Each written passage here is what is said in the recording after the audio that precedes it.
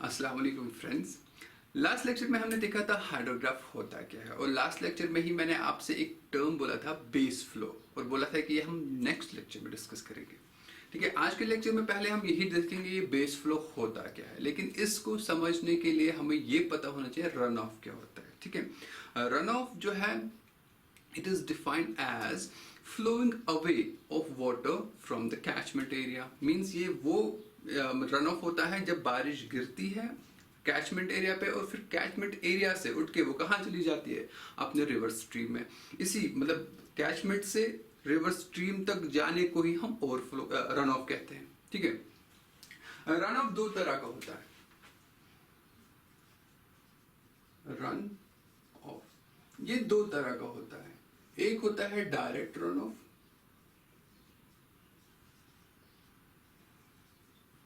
दूसरा होता है बेस फ्लो। इसको समझते हैं।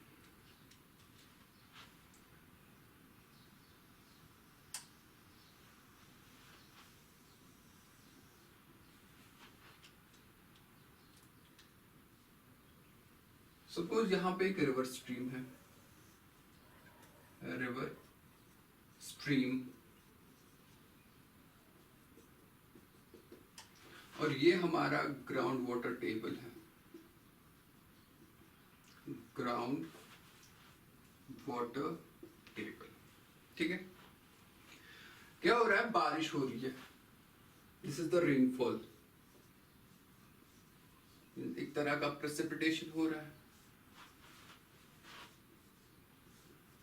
ठीक है, इस बारिश का कुछ पोर्शन डायरेक्टली स्ट्रीम्स के ऊपर गिरेगा।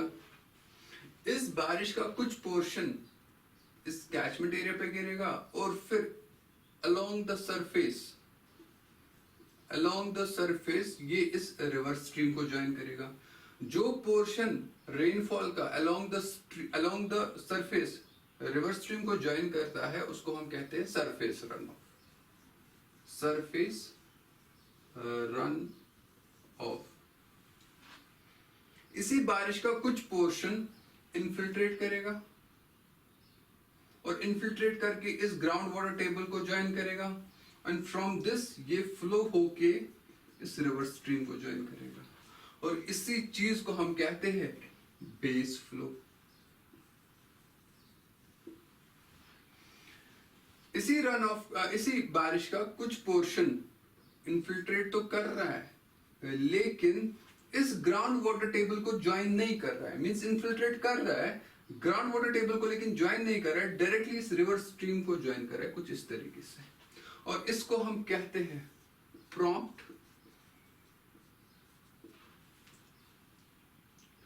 प्रॉम्प्ट इंटरफ्लो। ठीक है, फिर से रिपीट कर रहा हूं। बारिश हो रही है, बारिश का कुछ पोर्शन डायरेक्टली रिवर स्ट्रीम पे जा रहा है, कुछ portion as a surface run off join कर रहा है इस रिवर स्ट्रीम को, कुछ पोर्शन इन्फिल्ट्रेट तो कर रहा है लेकिन इस ग्राउंड वाटर टेबल को ज्वाइन नहीं कर रहा है, इस रिवर स्ट्रीम को ग्राउंड वाटर टेबल के ऊपर ही ज्वाइन कर रहा है, और कुछ portion of this rainfall infiltrate कर रहा है, इन्फिल्ट्रेट करके ग्राउंड वाटर टेबल को ज्वाइन कर रहा है, और उसके बाद इस रिवर स्ट्रीम को ज्वाइन कर रहा है। और ये वाला पोर्शन जो है इसको हम बेस फ्लो कहते हैं। और जो ये वाला पोर्शन है, एक तो डायरेक्टली जो रिवर स्ट्रीम को ज्वाइन कर रहा है, दूसरा सरफेस रन ऑफ जो सरफेस पे गिर रहा है, और तीसरा प्रॉम्प्ट इंटरफ्लो। इन तीनों को हम इकट्ठे कहते हैं डायरेक्ट रन ऑफ। समझ आया? Direct run of river stream को जल्दी ज्वाइन कर लेता है, वेयर एज जो ये बेस फ्लो है ये हमारी रिवर स्ट्रीम को कुछ टाइम के बाद ज्वाइन करता है। तो अगर मैं इसको देखूं, आपको नहीं लगता जो हमारा टोटल रन ऑफ है that is equal to direct runoff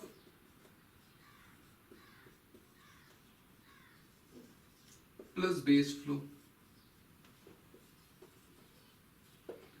तो अगर मुझे डायरेक्ट रन ऑफ निकालना होगा, डायरेक्ट रन ऑफ जो कि एक तो इसकी वजह से डायरेक्ट रन ऑफ dr लिख रहा हूं, दूसरा इसकी वजह से डायरेक्ट रन ऑफ प्रॉम्प्ट इंटरफ्लो, दूसरा जो सरफेस रन ऑफ है ये भी एक तरह का डायरेक्ट रन ऑफ ही है। इन तीनों को हम डायरेक्ट रन ऑफ कहते हैं। आपको नहीं लगता direct run off will be equal to, it will be equal to runoff minus base flow, runoff minus base flow, ठीक है। And from this direct run of, ठीक है, इसी पे हमारे क्वेश्चंस आते रहते हैं और इसी डायरेक्ट रन ऑफ से हम आगे और एक हाइड्रोग्राफ पढ़ेंगे, यूनिट हाइड्रोग्राफ, ठीक है। अब जो नेक्स्ट टॉपिक है हमारा वो होगा डायरेक्ट रन ऑफ हाइड्रोग्राफ और उसके बाद जो टॉपिक होगा वो होगा यूनिट हाइड्रोग्राफ। इसको कॉपी करो।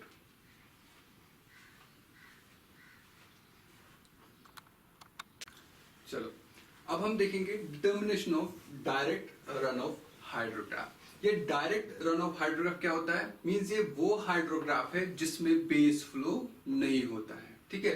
अब हमें इसको निकालना है, ये कैसे निकालेंगे वो देखो। फॉर एग्जाम्पल मेरे पास एक हाइड्रोग्राफ है कुछ इस तरीके से,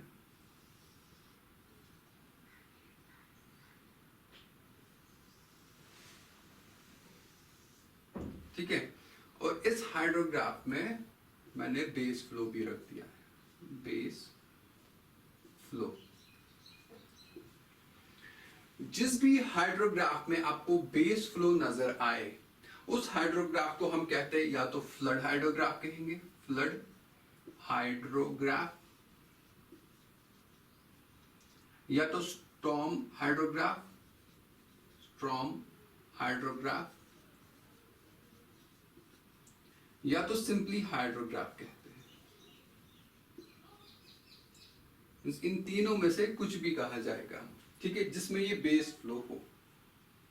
मुझे क्या निकालना है, डायरेक्ट रन ऑफ हाइड्रोग्राफ। ये क्या होता है, ये वो हाइड्रोग्राफ होता है जिसमें ये बेस फ्लो नहीं है। अगर मैं इसी हाइड्रोग्राफ में माइनस करूं बेस फ्लो,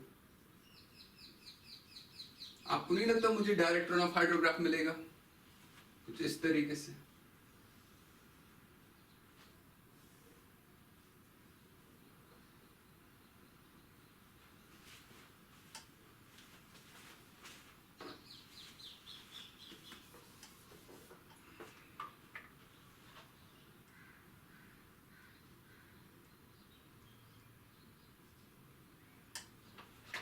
ये जो हाइड्रोग्राफ होगा वो कुछ इस तरीके से होगा, सेम ऐसा ही है, बस बेस फ्लो इसमें नहीं है, ठीक है। मैथमेटिकली कैसे करेंगे वो देख लो। मैं यहां पे कुछ पॉइंट्स लेता हूं, ऑर्डिनेट्स लेता हूं, क्योंकि यहां से टाइम होगा that will be in hours, और यहां से डिस्चार्ज होगा that will be in meter cube per second. Similarly यहां पे भी टाइम होगा इन आवर्स, और यहां से डिस्चार्ज होगा in meter cube per second, ठीक है। मैं ऑर्डिनेट्स की बात करता हूं, at time t is equal to t1, let this be q1, यहां पे और एक ordinate, let this be q2, let this be q3। ये डिस्चार्ज के ऑर्डिनेट्स लिख रहा हूं, यहाँ पे qn। बहुत सारे ऑर्डिनेट्स हो सकते हैं, इन्फिनाइट नंबर ऑफ ऑर्डिनेट्स। अब इस डिस्चार्ज के ऑर्डिनेट, इन डिस्चार्ज के ऑर्डिनेट्स में से मैं ये बेस फ्लो माइनस कर रहा हूं, माइनस करो, और नए ऑर्डिनेट्स बन रहे। सपोज यहां पे बना नया ऑर्डिनेट, उसका नाम मैंने रखा O1, यहां पे और एक O2, यहां पे और एक O3, so on ON। Means ये वाले ऑर्डिनेट्स मुझे मिल रहे हैं इन ऑर्डिनेट्स में से बेस फ्लो माइनस करके, ठीक है। तो मुझे मिलता है डायरेक्ट रन ऑफ हाइड्रोग्राफ। बात समझ आया। नेक्स्ट, अगर मुझे पूछा गया depth of the run of, ठीक है, डेप्थ ऑफ रन ऑफ,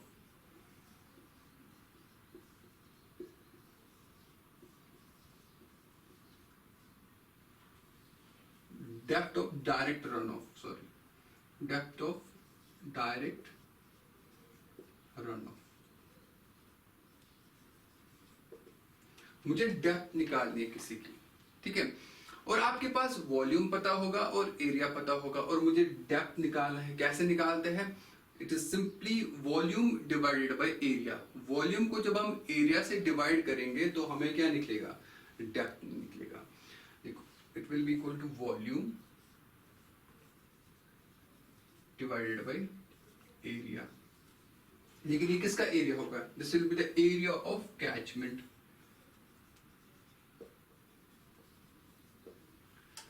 ये एरिया ऑफ कैचमेंट आपको दिया होगा।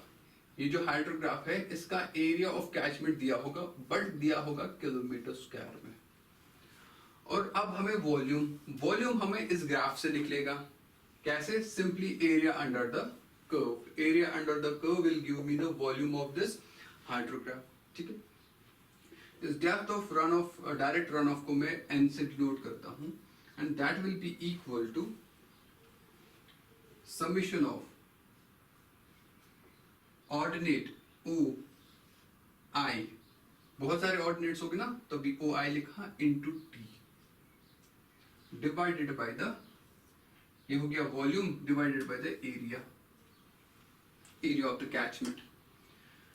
इसी को आगे मैं लिख सकता हूं, इसी को मैं और लिख सकता हूं, क्योंकि इसके यूनिट से मीटर क्यूब पर सेकेंड। और ये टाइम है, टाइम, ये कौन सा टाइम है? ये होता है the time gap between these ordinates. Mean जैसे आपको मैंने लास्ट लेक्चर में बोला था, आप हर 1 घंटे के बाद मुझे नोट करके दो। इसी तरीके से पूछा जा सकता है हर 3 घंटे के बाद आप मुझे डिस्चार्ज नोट करके दो। इसी तरीके से पूछा जा सकता है आप हर 6 घंटे के बाद मुझे डिस्चार्ज नोट करके दो। ये वही टाइम इंटरवल है बिटवीन दीज ऑर्डिनेट्स, और ये कांस्टेंट होता है, और ये कांस्टेंट होता है। ऑलमोस्ट हर बार नहीं होता है, ऑलमोस्ट कांस्टेंट ही रहता है। और this time is in hours. मैं इनके यूनिट्स को चेंज करता हूं। अब यहाँ पे जो ऑर्डिनेट है, डिस्चार्ज का ऑर्डिनेट है, और इसके यूनिट्स है मीटर क्यूब पर सेकेंड। यहाँ पे टाइम है, टाइम के यूनिट से आवर्स में, और एरिया जो दिया हुआ होता है वो किलोमीटर में दिया जाता है। तो मैं क्या सिंपली करूंगा? यूनिट्स को चेंज करूंगा। यहाँ पे it will be equal to summation of O I. ये मीटर क्यूब पर सेकेंड में ही रहने देंगे, बस इस टाइम, ये आवर्स में, इसको चेंज करो सेकेंड्स में, मल्टीप्लाई विद टाइम। इसको सेकेंड्स में चेंज करने के लिए मल्टीप्लाई करो 60 into 60 divided by area. Area होता है किलोमीटर में, दिया होगा किलोमीटर में, आप इसको कन्वर्ट करो मीटर में, तो इसको मतलब इसको मल्टीप्लाई करना है 10⁻⁶। यहां से जो भी डेप्थ निकल के आएगी, यहां से जो भी डेप्थ निकल के आएगी वो मीटर में निकल के आएगी। लेकिन हम मीटर में रिपोर्ट नहीं करते हैं इंडिया में, हम रिपोर्ट करते हैं इन सेंटीमीटर। तो मीटर को चेंज करना है सेंटीमीटर में, मैं इसको मल्टीप्लाई करूंगा 100। अब जब मैं इसको कैलकुलेट कर रहा हूं, it will be equal to 0.36 summation of ordinate O I into T divided by area. This is the value of N, ठीक है। और यही चीज आपको आगे वाले क्वेश्चन में यूज होगा। अब इसमें क्या है? इसमें कुछ बातों का ध्यान रखना है। क्या? ये जो ऑर्डिनेट है, डिस्चार्ज वाला ऑर्डिनेट है, इसको आपको लिखना है इन मीटर क्यूब पर सेकेंड। ये जो टाइम है यहां पे पुट करोगे इन आवर्स, और ये जो एरिया है इसको पुट करोगे इन किलोमीटर स्क्वायर, और जो भी आंसर आएगा फिर that will be in centimetre. बात सही है? ठीक है, इसको नोट करो और इसके बाद हम क्वेश्चन करते हैं। चलो अब करेंगे सवाल। डायरेक्ट रन ऑफ हाइड्रोग्राफ पे ही सवाल ही करेंगे, ठीक है, ताकि आपका कंसेप्ट क्लियर हो जाए। क्वेश्चन कुछ इस तरीके से है, find the direct run of in centimetre for the given data in a 30 kilometre square basin area, means area तो आपको देके है, ठीक है, और आपको टेबुलर फॉर्म में डेटा दिया हुआ है। 5 AM पे डिस्चार्ज मिला है, ठीक है, 8 AM पे डिस्चार्ज मिला है, 11 AM पे डिस्चार्ज मिला है, ऑर्डिनेट मींस डिस्चार्ज, ठीक है, क्यों। अगर आप इस टाइम इंटरवल की बात करें, आप देखो 5 से लेकर 8 मींस बीच में 3 घंटे का गैप है, 8 से 11 3 घंटे का गैप है, 11 to 2 3 घंटे का गैप है, मींस अगर आप ऊपर से लेकर नीचे तक देखोगे हर एक टाइम इंटरवल के बीच में 3-3 आवर्स का गैप है। अब हमें क्या निकालना है, हमें निकालना है रन ऑफ, मतलब डेप्थ निकालनी है, सेंटीमीटर में पूछ रहे हैं, डेप्थ निकालनी है। तो सबसे पहले मैंने आपको ऑलरेडी बोला है कि वो जो फॉर्मूला हमने लिखी थी वो हम कहां पे एप्लीकेबल है, डायरेक्ट रन ऑफ हाइड्रोग्राफ पे एप्लीकेबल है।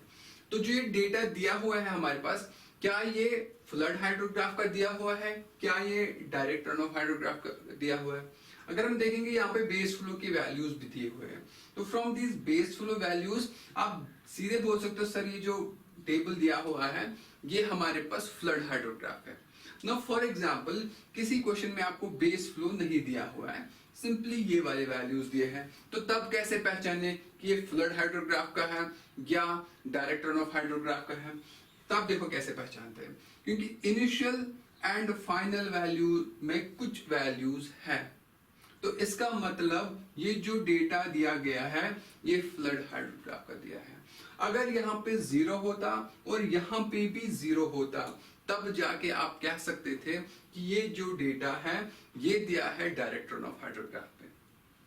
तो सवाल पे आते हैं, क्योंकि ये डायरेक्ट रन ऑफ हाइड्रोग्राफ का डेटा नहीं है, हमें पहले इस डेटा को कन्वर्ट करना है डायरेक्ट रन ऑफ हाइड्रोग्राफ में, मींस इस हाइड्रोग्राफ को कन्वर्ट करना है डायरेक्ट रन ऑफ हाइड्रोग्राफ में। कैसे डायरेक्ट रन ऑफ हाइड्रोग्राफ कैसे मिलता था, it is simply run of minus the base flow, means अगर आप इन ऑर्डिनेट्स में से, इस डिस्चार्ज में से बेस फ्लो को माइनस करोगे तो जो वो ऑर्डिनेट्स मिलेंगे वो मिलेंगे डायरेक्ट रन ऑफ हाइड्रोग्राफ के, ठीक है। तो डायरेक्ट रन ऑफ हाइड्रोग्राफ के ऑर्डिनेट्स देख लो, सिंपली माइनस करना है, 14 माइनस 14 0, यहां से आया 13, यहां से आया 40, यहां से आया 55, यहां से आया 43, यहां से आया 10, यहां पे आया 0। तो ये मिल गया अब हमें डायरेक्ट रन ऑफ हाइड्रोग्राफ के वैल्यूज, ठीक है। अब हमें क्या निकालना है, डेप्थ निकालनी है, और डेप्थ किसके बराबर होता है, n is equal to 0.36 summation of ordinates y into t divided by area. ये होता है, क्योंकि ये जो टाइम इंटरवल है कांस्टेंट है, 3 आवर्स का टाइम इंटरवल है, ये चीज कांस्टेंट है, इसको मैं बाहर लेके आता हूं, तो it will be equal to 0.36 into t summation of ordinates divided by area, it will be equal to, और ये टाइम इंटरवल जो है वो 3 आवर्स का है, 3 आवर्स का, it will 0.36 into 3 into summation of the ordinates, इन ऑर्डिनेट्स का समेशन, जब हम इनको सम करेंगे 13 plus 40 plus 55 plus 43 plus 10, that will be equal to 161, it will be 161 divided by area. Area कितना दिया हुआ है, 30, इसको कैलकुलेट कर, जिसका आंसर है that is equal to 5.796 centimetre, ठीक है। अब क्वेश्चन में तो इतना ही पूछा गया था, लेकिन अगर मैं इस 5.796 इस n, जो n निकला, मेरे जो n है मैं इन ऑर्डिनेट्स को डिवाइड करना चाहता हूं, देखते हैं डिवाइड करके क्या होता है। मींस इसको रब करता हूं पहले,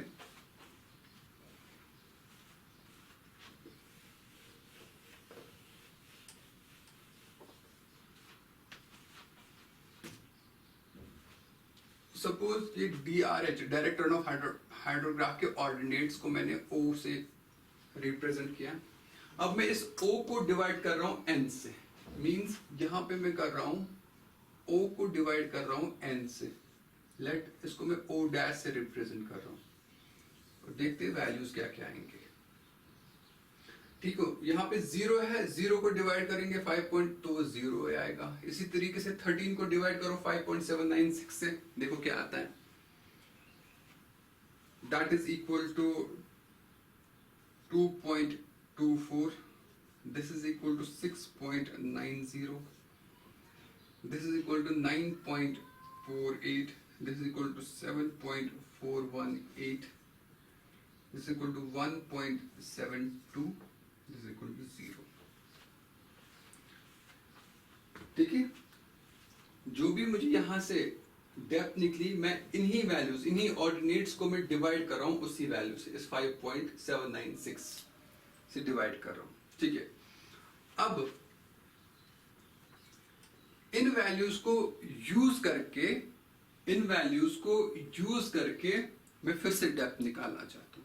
ठीक है, depth of the run off, तो वो क्या होगा, n will be equal to 0.36 summation of, यहां पे O dash I into T divided by area. ठीक है, and that will be equal to 0.36, T को मैं बाहर लिख रहा हूं, 3 आवर का इंटरवल है, 3 इंटू, अब इनका समीशन ऑफ ऑल दीज। ठीक है, and that is equal to 27 point something। ठीक है, 27 point करते हैं, एक बार कैलकुलेट करते हैं, that is 2.24 plus 6.90 plus 9.48 plus 7.418 plus 1.72, that is equal to 27.79, 27.758। ठीक है, डिवाइड बाय करना है एरिया, एंड एरिया इज 30।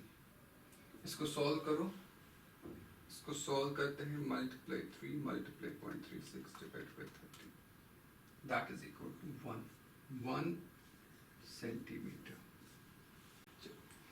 अब जो ये 1 निकला हमें यहाँ पे, यही जो है, यही कंसेप्ट लगा हुआ है यूनिट हाइड्रोग्राफ के पीछे। मींस यूनिट हाइड्रोग्राफ होता ही है कि जब आप वहां से जो हाइट मेजर करोगे, depth of run off measure करोगे, वो 1 ही निकल के आती है, वही तो यूनिट हाइड्रोग्राफ होता है। तो वो किया कैसे हमने simply direct run of hydrograph से जो डेप्थ निकली उसी को डिवाइड किया इन ऑर्डिनेट्स से, और इन्हीं ऑर्डिनेट्स का फिर जो डेप्थ निकलती है वो 1 निकल के आती है। ठीक है, ये 1 मींस एक यूनिट है, यूनिट कंसिडरेशन है।